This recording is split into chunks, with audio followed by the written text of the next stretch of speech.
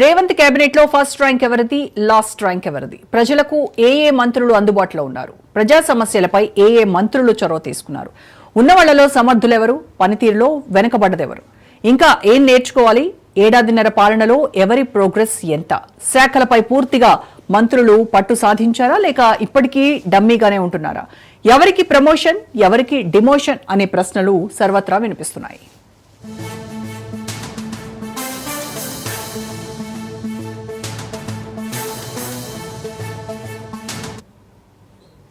తెలంగాణ పంచాయతీ హస్తినకు చేరింది. ఇప్పటికే కేబినెట్ విస్తరణలో ఆచితూచి అడుగులు వేసిన హస్తం పెద్దలు మంత్రుల శాఖల కేటాయింపులపై నిదానమే ప్రధానం అంటున్నారు.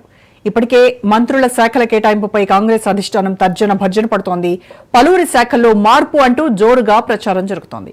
మినిస్టర్ ఉత్తమ్ కుమార్ కు హైకమాండ్ నుంచి పిలుపు రావడంతో ఆయన హుటాహుటిన ఢిల్లీకి వెళ్లారు. దీంతో ఏ శాఖ దక్కుతుందోనని మంత్రులు ఉత్కంఠగా ఎదురుచూస్తున్నారు.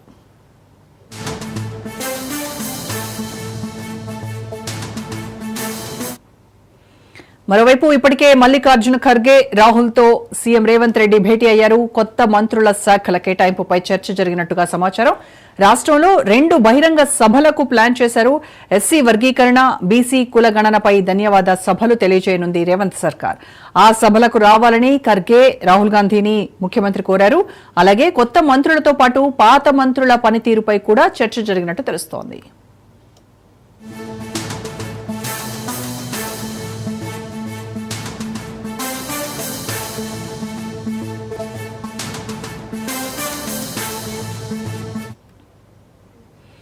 ఎవరికి ఏ శాఖ కేటాయించాలనే దానిపై కసరత్తు దాదాపు పూర్తి కావచ్చినట్టుగా తెలుస్తోంది. పోర్ట్ఫోలియోలపై త్వరలోనే అధికారిక ప్రకటన వెలువడే అవకాశం ఉంది. ముఖ్యమంత్రి రేవంత్ రెడ్డి వద్ద ఉన్న హోం, మున్సిపల్, విద్య, కమర్షియల్ శాఖలతో పాటు వెల్ఫేర్ శాఖలపై అందరి దృష్టి పడింది. మంత్రుల శాఖల్లో మార్పు జరుగుతుందా అనేది తేలాల్సి ఉంది.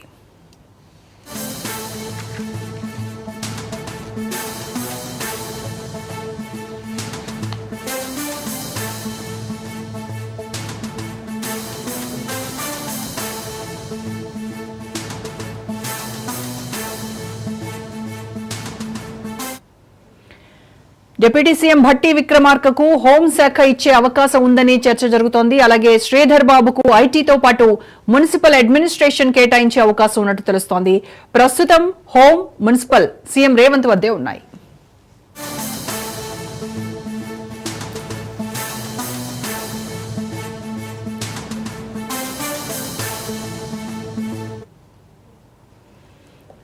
మరోవైపు కొత్త మంత్రుల శాఖలపై జోరుగా ఊహాగానాలు జరుగుతున్నాయి. గడ్డం వివేక్ లేబర్, మైనింగ్, స్పోర్ట్స్ శాఖలు కేటాయించే అవకాశం కనిపిస్తోంది. అడ్లూరి లక్ష్మణ్ కుమార్ కు ఎస్సీ, ఎస్టీ, వెల్ఫేర్ శాఖలు కేటాయించే ఛాన్స్ ఉంది. వాకిటి శ్రీహరికి పశుసంవర్ధక, మత్స్య, యువజన శాఖలు కేటాయించే అవకాశం ఉన్నట్టు జోరుగా చర్చ సాగుతోంది.